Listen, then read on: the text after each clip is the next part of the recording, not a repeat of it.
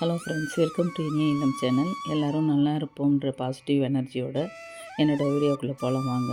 இன்றைக்கி நம்ம பார்க்க போகிற வீடியோ என்னென்னா, அதிகாலையில் தொடர்ந்து 48 நாள் நான் வந்து பிரம்ம முகூர்த்த விளக்கு ஏற்றிக்கிட்டு இருக்கேன். அதான் ஷார்ட்ஸ் வீடியோவில் நான் அப்பப்போ கொடுத்துக்கிட்டு தான் இருக்கேன், பாருங்கள்.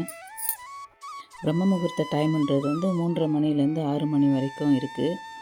அந்த டைமில் நான் என்னென்ன வேலை செஞ்சேன், எப்படி விளக்கு ஏற்றிக்கிட்டு வரேன் அப்படின்றத பற்றியும், பிரம்ம முகூர்த்த விளக்கு ஏற்றுறதுனால இருக்கிற பெனிஃபிட்ஸ் பற்றியும் நான் உங்கள்கிட்ட ஷேர் பண்ணணுன்னு ஆசைப்பட்றேன். ஃபஸ்ட்டு நம்ம தூங்கி எழுந்ததுமே நம்ம வலது உள்ளங்கையை தான் நம்ம பார்க்கணும். ஏன்னா அந்த கையில் தான் வந்து கைகளுக்கு உள்ளே தான் அலைமகள், மலைமகள், கலைமகள் வாசம் பண்ணுறாங்க. அதுவும் நடுவிரல் நுனியில் தான் வந்து மகாலட்சுமி வாசம் பண்ணுறாங்கன்னு ஒரு ஐதீகம் இருக்குது.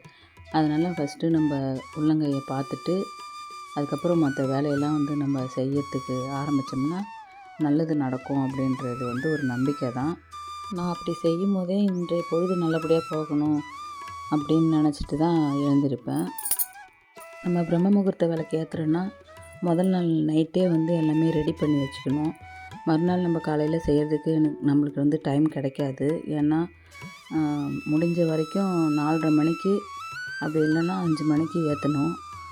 நம்ம காலையில் எப்படி உடம்பு இருக்குது அப்படின்றது நமக்கு தெரியாது, டயர்டாகிடுவோம். அதனால் முதல் நாளே ப்ரிப்பேராக எடுத்து வச்சுக்கோங்க. கார்த்திகை மாதன்றதுனால இப்போ இந்த டைமில் வந்து பிரம்ம முகூர்த்த விளக்கு ஏற்றுறதுக்கு ஸ்டார்ட் பண்ணால் ரொம்ப ரொம்ப நல்லது.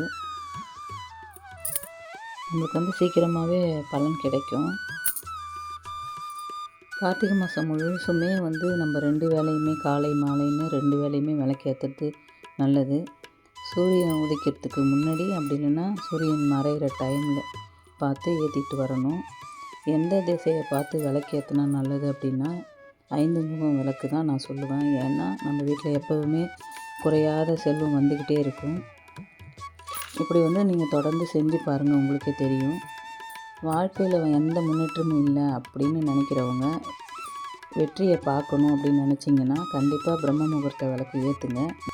நிச்சயமாக நிறைய மாற்றங்களை பார்க்கலாம். பல கோடீஸ்வரர்களோட வெற்றிக்கு வந்து இந்த டைம் தான் காரணமாக இருந்திருக்கு.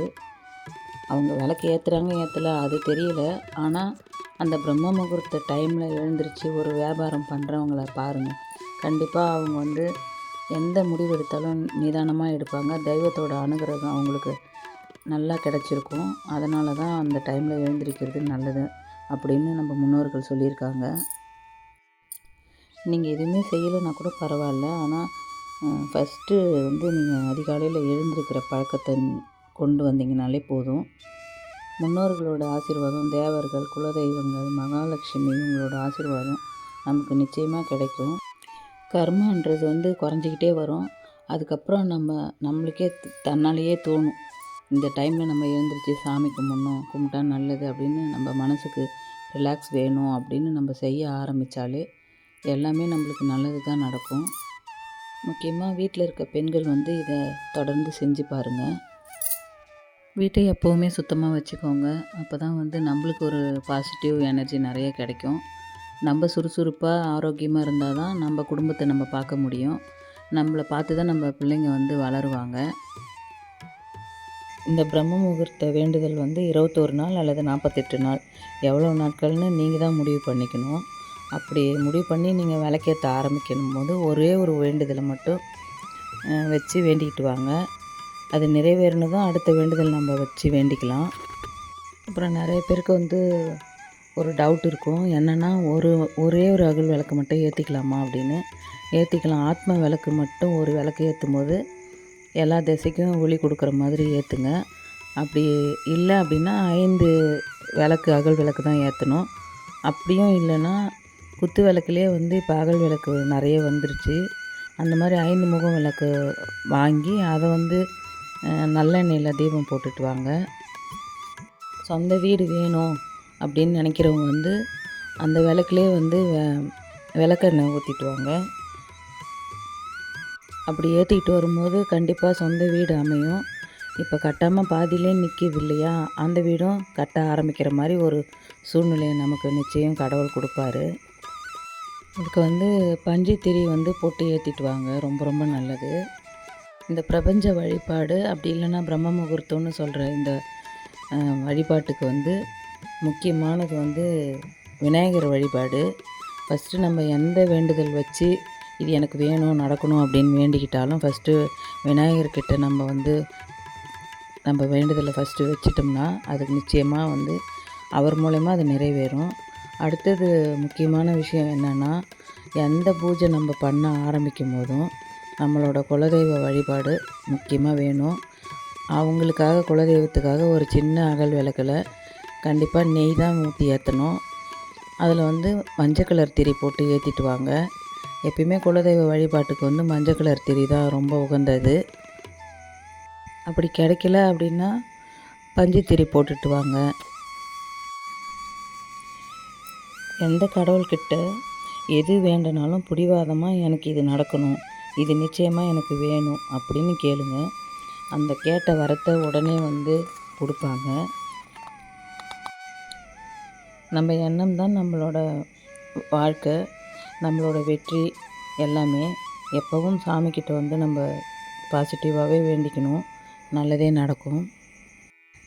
வீடு க்ளீன் பண்ணியாச்சு. இப்போ வந்து நான் ஒரே ஒரு ஆத்ம விளக்கு தான் ஏற்றிருக்கேன். ஏன்னா எல்லா திசைக்கும் ஒளி கொடுக்கணும்னு சொல்லியிருக்கேன் இல்லைங்களா, அதனால் நான் இன்றைக்கி வந்து ஆத்ம விளக்கு தான் ஏற்றிருக்கேன். அதே மாதிரி இப்போ தசாங்கமும் ஏற்றி வச்சுருக்கேன். தசாங்கத்தோட பலன் என்னன்னு கேட்டிங்கன்னா, அதில் வந்து 10 வகையான மூலிகை இருக்குது. அந்த புகையை வந்து நம்ம சுவாசித்தா நம்ம உடலில் இருக்கிற நோயெல்லாம் படிப்படியாக குறைஞ்சிக்கிட்டே வரும். ரொம்ப ஆரோக்கியமாகவும் சுறுசுறுப்பாகவும் இருக்கும். நம்மக்கிட்ட இருக்கிற நெகட்டிவ் எனர்ஜி ஃபுல்லாக போயிட்டு ஃபுல் பாசிட்டிவ் எனர்ஜி நிறைய கிடைக்கும் நம்மளுக்கு. முக்கியமாக நம்ம வீட்டில் இருக்கிற கண் திஷ்டி போகும், நம்ம மேலே இருக்கிற திஷ்டியும் போகும். அதனால் தசாங்கம் ஏற்றிக்கிட்டு வாங்க. ஒன்று கிடைச்சா ஒன்று கிடைக்காதுன்னு சொல்லுவாங்க பார்த்தீங்களா, அப்படி தான் என் வாழ்க்கையிலையும் நடந்துக்கிட்டு வருது. நிறைய கஷ்டங்களை நான் வந்து கடந்து தான் வந்திருக்கேன். அவ்வளவு சீக்கிரம் கிடையாது அந்த கஷ்டத்தில் நான் கடந்துன்னு சொல்கிற அந்த ஒரு வார்த்தை. கடவுளோட கையை பிடிச்சிக்கிட்டு மட்டும்தான் நான் வந்து கடந்து வந்திருக்கிறேன். சொந்த பந்தெல்லாம் இருக்காங்க, நம்மளுக்கு ஆதரவாக இருப்பாங்க. ஆனால் நம்ம மனசுக்கு ஒரு தெளிவு வேணும் அப்படின்னா நம்ம தனிமையில் இருக்கும்போது நிறைய யோசிப்போம் பார்த்திங்களா. அப்போ எந்த ஒரு முடிவு எடுக்கவும் நம்மளுக்கு வந்து தோணாது. அந்த டைமில் தான் நான் வந்து கடவுள்கிட்ட போய் அழுது வேண்டிக்கிட்டேன். நான் எனக்கு வந்து ஏன் இப்படிலாம் நடக்குது அப்படின்னு எனக்கு நானே நிறைய கேள்வி கேட்குறப்ப எனக்கு கிடைச்ச ஒரே ஒரு பதில் வந்து, பிடிவாதமாக கடவுள்கிட்ட நான் இனிமேல் நல்லா இருப்பேன், இனிமேல் நல்லது மட்டும்தான் நடக்கும் அப்படின்ற ஒரே ஒரு பாசிட்டிவ் எனர்ஜி மட்டும்தான் எனக்கு கிடைச்சிது. கடவுளை மட்டும்தான் நம்பினேன். எனக்கு தெளிவான முடிவு அடுத்தடுத்து என்ன செய்யணும்னு கிடச்சிது. கடவுள் வந்து நேரில் சொல்ல மாட்டாங்க. இப்படிலாம் நம்ம பூஜைகள்லாம் பண்ணிக்கிட்டு வரும்போதே நம்ம மனசும் புத்தியும் வந்து நேர்மையான பாதையை நோக்கி போக ஆரம்பிக்கும். யாருக்கும் எந்த கெடுதல் நம்மளும் நினைக்க வேண்டாம். நமக்கு யாரும் நினச்சாலும் கடவுள் பார்த்துப்பார். அந்த நம்பிக்கையோடு உங்கள் வாழ்க்கையை நீங்கள் ஆரம்பிக்கலாம். இந்த வீடியோ உங்களுக்கு நிச்சயமாக பிடிச்சிருக்குன்னு நம்புகிறேன்.